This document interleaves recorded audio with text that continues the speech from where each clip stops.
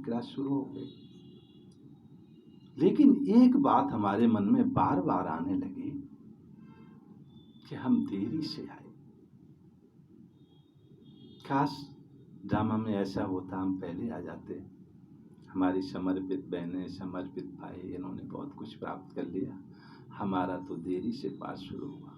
ये महीने में 1-2 बार जरूर होता था। एक दिन मुरली में आया, भाई जी मुरली चला रहे थे, बाबा ने शायद वो खास मेरे लिए मुरली चलाई हो, ऐसा मुझे अनुभव हुआ कि बच्चे अभी चेयर गेम चल रहा है, सीट फिक्स नहीं हुई है। मुझे एकदम वो जच गई बात। एक बात और हमारे ध्यान में आती थी, वो थी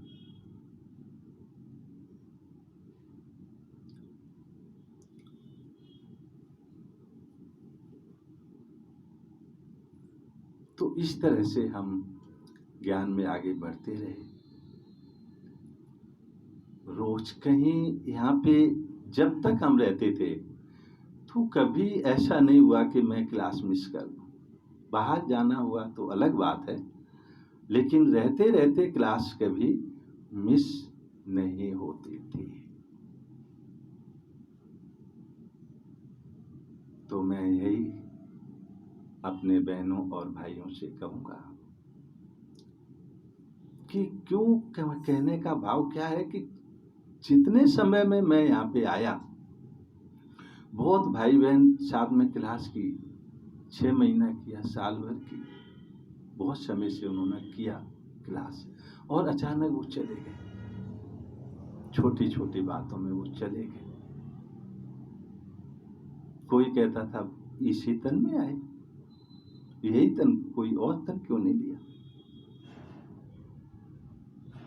भगवान का शरीर, भगवान का रथ कौन सा रथ हो सकता है? जरा विचार करो। कोई कहता है कि क्या भक्ति इन्होंने की, और देखो कितने भक्त पड़े, इन्हीं के पास गरीबी है, इन्हीं के पास अमीरी है। विचार नहीं करते। विचार करो कि जो सतयुग से पहले नंबर में षष्ठी पे आया, पहले नंबर पे राज्य भाग लिया, और भक्ति भी नंबर 1 किसने शुरू की? ब्रह्मा बाबा की आत्मा। दरिद्रता की बात करें तो इस दुनिया की दरिद्रता की बात नहीं, बाबा आंक रहा है कि सतयुग में क्या था, अभी वो आत्मा का क्या हाल हो गया, क्या था और क्या बन गया। जो ज्यादा गरीब है इस समय, जो ज्यादा साहूकार है इस समय, वो तो यहाँ के ही है ना। उनका मार्जिन देखा जाएगा कितना था इनके पास, अब क्या है। लेकिन श्री कृष्ण के पास क्या था और आज वो क्या हो गए, तो बाबा किसके तन में आएगा? जिसने सबसे पहले पूरे जन्म किए हो, जो नंबर 1 हो। इसलिए बाबा कहते हैं नेक्स्ट टू गॉड अगर कोई है तो कौन है? देहधारियों में अगर कोई भगवान है तो कौन है? श्री कृष्ण है। तो उसी के तन में भगवान आएगा। दूसरी बात, हम उल्टा नशा चढ़ा लेते हैं। हम सोचते हैं कि जैसे कि आज बाबा ने कहा मुरली में, बच्चे कि आज से तुम्हारी कर्मेंद्रियां शीतल हो जाएंगी। हम प्रयास करते हैं खूब ज्यादा, महीना, 6 महीना, साल, 2 साल। जब वो नहीं होता तो हम बाबा से पूछते थे बच्चे, बाबा, तब बाबा कहते थे बच्चे ये तो तूफान बाबा को भी आते हैं। बाबा ने किस भाव से कहा? भगवान का रथ और तूफान, उसको तूफान नहीं आते थे। पहले दिन ही सारी कर्मेंद्रियां शीतल हो गई थी, लेकिन वो बच्चे दिल शिकस्त हो रहे हैं, कमजोरी आ गई है। इसलिए बाबा कहते हैं कि पहले तूफान किसके पास आते हैं? बाबा के पास आते हैं। बाबा ने तो इसलिए कहा, अब हमने पकड़ लिया, अरे तूफान बाबा को भी आते हैं, हम अलवेले हो गए, अभी तो बाबा को भी आते हैं, अभी तो बाबा को भी आते हैं। बात का भाव हमें पकड़ना चाहिए, इस बात की गहराई क्या है। दूसरा, हम कई बार मूल्यों में आता है कि बच्चे अपने को इंस्ट्रूमेंट समझो, अपने को इंस्ट्रूमेंट समझो। अब इंस्ट्रूमेंट जैसे किचन में चाकू है, चमचा है, बनाने वाला क्या करेगा? बनाने वाला करेगा कि जब सब्जी काटनी है तो चाकू का यूज करेगा, जब सब्जी या दाल परोसनी है तो चमचा का यूज करेगा। अब काटने की जगह अगर चमचा यूज कर लें तो कटेगी सब्जी क्या? बाबा कहते बच्चे लायक बनो, सबूत का सबूत दो। बाबा आपका जो सबूत है उसका सबूत दिया तो बाबा जरूर कहीं ना कहीं आपको यूज करेगा। हमें क्यों नहीं आगे रखा, हमें क्यों नहीं आगे रखा, लेकिन अगर हम सबूत का सबूत देंगे तो जरूर कहीं ना कहीं हमारी योग्यता के अनुसार, हमारी विशेषता के अनुसार हमें सेवा अवश्य मिलेगी।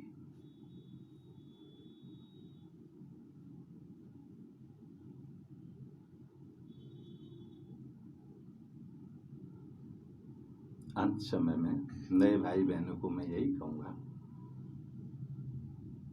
कि जल्दी से जल्दी, अभी लेट का बोर्ड बेशक लग गया हो, लेकिन अभी प्राप्तियां हैं, भगवान से अपना राज्य भाग ले सकते हो, अपना अधिकार ले सकते हो। जिनको भी इस संस्था के बारे में पता है वो पता ही तक नहीं रह जाएं, अंदर आके देखें, झांकें और भगवान जैसा चाह रहा है वैसा बने, क्योंकि अभी नहीं तो कभी नहीं। अच्छा, ओम शांति। भाई जी, आप अपना कोई ऐसा अनुभव सुनाइए जब से आप ज्ञान में चले हैं, कोई विघ्न आया हो और जिसमें बाबा ने आपको मदद की और आपने उसको पार किया हो। अच्छा, ऐसे तो बहुत हैं, लेकिन स्पेशल वन। हाँ, एक बार क्या हुआ कि मैं ज्ञान में साल 1.5 साल हुए होंगे और सारे रिश्तेदार इकट्ठे हो गए। वह बोले कि ऐसे नहीं चल पाएगा, सभी भाई सभी रिश्तेदार इकट्ठे होके, सबकी मीटिंग चल रही थी, हम वहाँ पे मैं भी बैठा हुआ था, क्योंकि मीटिंग हमारे लिए ही थी खास तौर पे। सभी ने अपना अपना पक्ष रखा, तो हमारे से पूछा गया क्या चाहते हो।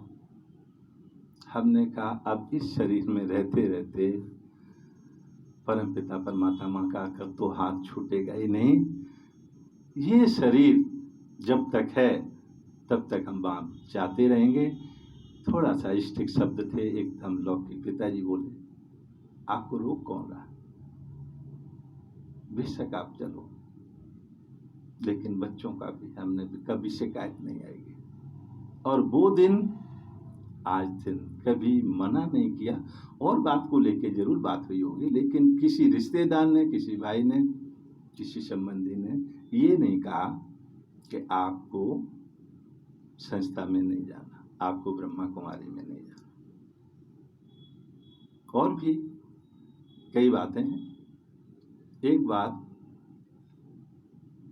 हमारा दुकान का काम है तो कुछ स्टाफ में कुछ 1-2 स्टाफ सुबह को आना होता था, तो एक स्टाफ उसमें अक्सर सुबह नहीं आता था, तो बड़ा डिस्टर्बेंसेस होती काम की। तो वो कई दिन से हमने कहा तुम टाइम से आया करो, ठीक है ना। उसने कभी कारण बताया और ना मैंने कभी पूछा, काफी समय से चल रहा था। तो एक दिन मैंने उससे बड़ा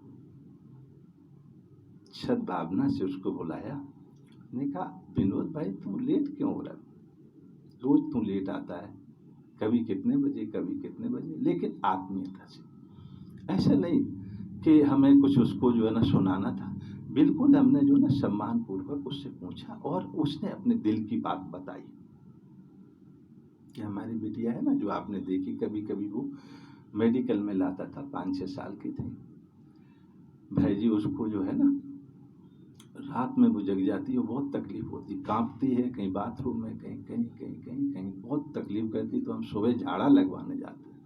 जब उसकी ऐसी बात आती है तो हम जो है ना, कोई बताता कहीं जाओ, कोई बताता, तो इसलिए मैं लेट हो जाता। अचानक पता नहीं कैसे मेरे मुंह से निकल गया, मुझे ज्ञान में शायद 1 साल हुआ होगा, मैंने आज के बाद तेरी बिटिया नहीं डरेगी, घबराएगी नहीं, कोई तकलीफ नहीं होगी, ये कह तो दिया मैंने, लेकिन बाद में सोचा कि मैंने क्या कह दिया। हमने बाबा को कहा, बाबा मुंह से निकल गया, आप ही मदद करना। अमृत बेला मैंने जो है ना उसकी बेटी को मैंने वश किया, क्योंकि देख रखी थी, और मैंने उसको जो ना 2-3 दिन सकाश दी। हमने कभी उसको पूछा नहीं, 3-4 दिन हो गए, हफ्ते के बाद वो अपने आप कहता है कि भैया हमारी बिटिया अब डरती नहीं, आपने क्या कुछ ऐसा कर दिया। आपने कहा वो आज से नहीं डरेगी। हमारी वाइफ भी पूछ रही थी ये सब कैसे हुआ, तो हमने कहा भैया ने कहा, हमने कहा सब बाबा ने किया। तो इस तरह के काफ़ी अनुभव हैं। तो एक बार मैं माउंट आबू भी गया हुआ था, तो उसमें कुछ प्रोफेसर लोग गए,